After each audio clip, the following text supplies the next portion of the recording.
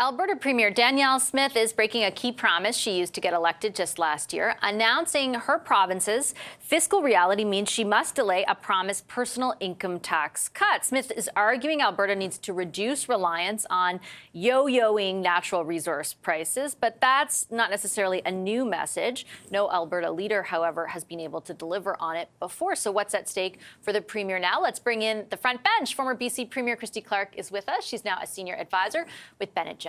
Former Toronto Mayor Don Tory is here, as is CTV News political analyst and former NDP leader Tom Mulcair. Hi, everybody. I thought it would be an interesting topic to discuss with three seasoned politicians at different levels of government, because essentially the message, I'll start with you, John, the Premier is trying to deliver is short-term pain is necessary in order for there to be long-term gain. How hard is that in politics to sell? Very hard.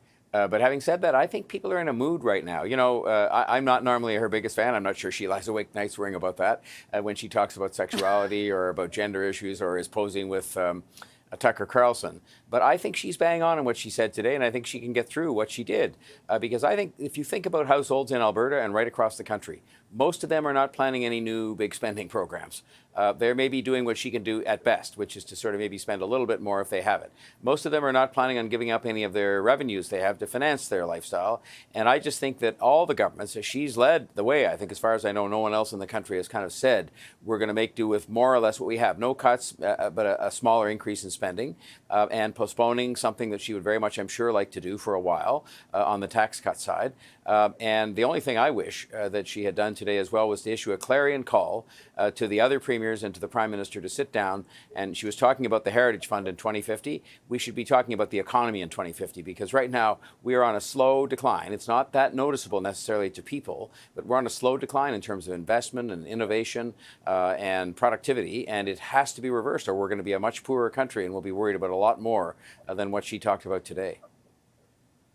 The details will come likely, Christy, in the budget tabled next week. And do you think that will have an impact on the degree to which Albertans are able to do what John spelled out? The message she's delivering seems to make sense, but if it does involve differences in the services that they're used to, let's say through the budget, might they be less responsive to it? Well, first, I would say she's not breaking a promise. She's delaying it for a year. There's that. I mean, there is a qualitative difference there for sure. More than a year, by the way, she said tonight. Well, the second thing I would say is that what pain? I mean, Alberta has the lowest taxes in Canada, lowest tax burden in Canada of any province in the country. They have one of the best education systems, one of the best funded healthcare systems. So they're already well ahead of the rest of the country, and delaying more tax cuts for a year is not, I don't think, a lot of pain for Albertans. What I see her doing, though, is I see her trying to build an insulation against the hostility that she's feeling from, and lots of Albertans are feeling, from the folks in Ottawa. They want to make sure that Alberta has the savings account and the money that it needs to operate with some kind of some more perhaps independence in the country, with more powerful voice in the country, to limit the federal government's ability to interfere in what they're doing. I think that message to Albertans is going to have huge resonance. And yet, what we've seen, I think, from the federal government has been a policy of trying to suppress economic growth, particularly in Western Canada, as a way to meet its net zero goals. And they're hurting all Canadians in doing that. What I see Premier Smith trying to say is, look, we are going to try and stay strong. We're going to try and continue to grow despite the federal government's divisiveness and interference. And I thought her message yesterday was terrific. I thought it was exactly what Albertans need. I think it's what Western Canada needs. And as John said, I think if more politicians, well, John, you didn't say this exactly. I think if more politicians were thinking, though, about economic growth across the country, we would be in a lot better shape in every province. Agreed. I think, Tom, there's a few domestic factors at play, too, namely that her opposition is now in search of a new leader, and that she's very early in on a resounding majority mandate, right? Like, if there's going to be a time when you can say, hey, I'm delaying things, and just the caveat is in our interview, she said it may even be right to the, there's no guarantee it could be at the end of her mandate. She's not sure if she'll even be able to do it in a year, but she promised by the end of the mandate. If you are going to do that, now seems to be as opportune, as good a time as any versus 3 years from now, for example, closer to an election, or when there is somebody cemented as the leader of your opposition. Exactly. If you've got some bad news, do it at the beginning of your mandate, which is where she finds herself right now. And of course, by holding on to it, it becomes a very nice thing to announce as you head into an eventual next election. So I think that she's got the timing pretty well right. She's got some smart advisors around her as well. Said, boss, we could probably give a small tax decrease doing this and that and the other thing, but why waste that now? I think that Alberta, as Christy correctly says, is in an admirable position compared to most other provinces. And the Premier is simply doing what she has to do to keep people on side. Are they going to be able to continue to go through the cycles of resource production that do, of course, as we've seen just in the recent years, go up and down rather radically?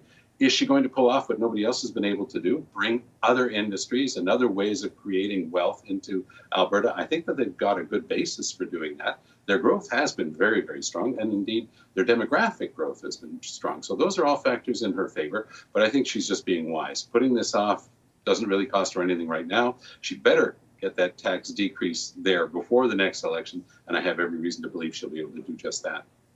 Mm-hmm. How difficult do you think it's going to be, John, over the long term to make good on the promise or the pledge to get off a reliance on resource revenue? I worked for a number of years in Alberta. I heard many different premiers, and I get why they're saying it. There's a policy imperative, right, to do that. It makes sense in the long run, but it becomes very difficult when you need to, pay for certain services. The money that was there in the Heritage Fund is always a little bit of extra money that they could have used. And so they have not been able to do what the fund was intended to do. How difficult do you think it will be for her to be the one who breaks apart from that? Difficult, but by no means impossible. I think if she's disciplined on the Heritage Fund, that's going to be helpful. But let's be frank. That's not going to be the answer to the economic diversification and to Alberta moving away from its reliance on natural resource revenue. But I think that Alberta is also really well positioned. It's full of smart people. Why is it any different than the rest of the country? We're so blessed in this country, if we don't screw up the post-secondary system, with having highly educated, smart people. Alberta's proven itself recently to be a magnet for a bunch of reasons for people to go there, some of them coming right here from Ontario. And I think that there's every reason to believe they could with the right kind of will. But I think what's happened is less a discipline to do with the Heritage Fund over the years and more when the good times come, they sort of forget about the fact they've got to really focus hard on. And that's why I think we need to have this national discussion about how we're going to be as a country more productive and more innovative. And that includes, of necessity, taking the smart people in Alberta and everywhere else in the country and putting them, to work, making us more innovative and competitive and productive. So I think it's difficult, as every challenge like this is, but by no means impossible. Vassy, if I could just put this in context Christy. for Yeah, people same across subject. the country, Yeah. it's every $1 drop in a barrel of oil value is a $630 million loss to their revenues as a province. And so when you're spending, you've got a $70 million provincial budget, a $630 million loss to that is a big number. And last year, or in the spread over the last year, that was almost $7 billion they lost. It's urgent that they figure this out because, as you say, other premiers have raided the fund. It can't keep happening. Alberta, she talked about this, will one day ship its last barrel of oil. They need to put this money aside because and get this volatility out of their budget, or Alberta will no longer be the kind of place, as John pointed out, that's attracting people from all around the world anymore.